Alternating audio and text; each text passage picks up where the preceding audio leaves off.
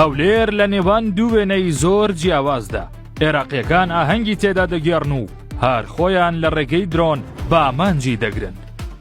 هەولێر شاری ئارامی و سەقامگیری. شاری هەولێر پایتەختی هەرێمی کوردستان جارێکی دیکە خۆی لە ناوەڕاستی هاوکێشەیەکی ئاڵۆز و پڕ لە پارادۆکسدا دەبینێتەوە. ئەمڕۆ شەقامەکانی هەولێر تەنیا گەواهی دەری هاتوچۆی ئاسایی نین، بەڵکو بوونەتە مەیدانی نمایشکردنی دوو ڕووی تەواو جیاوازی عێراق بەرامبەر کوردستان. وێنەی یەکەم هەولێر وەک پەناگە و شوێنی ئاهەنگگێڕان. لە بەیانیەوە هەزاران هاوڵاتی عەرەبی عێراقی لە شارەکانی ناوەڕاست و باشوورەوە ڕوویان لە هەولێر کردووە بۆ گێڕانی ئاهەنگی سەرکەوتنی هەڵبژاردەی عێراق و گەیشتنی بە مۆندیال.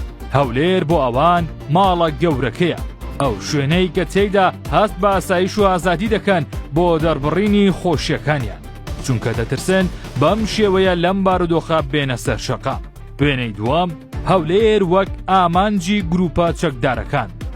لە کاتێکدا ئەو هەوڵاتی عەرەبانە لە شەقامەکانی هەولێر سەما دەکەن لەلایەکی دیکەوە و لە ناو جەرگەی هەمان ئەو ناوچانەی ئەوان لێوەی هاتوون، گروپە لە یاسا دەرچۆکان خەریکی ئاڕاستەکردنی درۆن و موشەکن بۆ سەر هەولێر.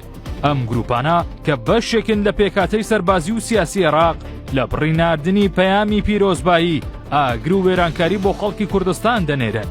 ئەوان ژێرخانی ئابووری و ماڵی هاوڵاتیانی ئەو شارە دەپێکن کە ئێستا باوەشی بۆ خەڵکەکەیان کردووەتەوە.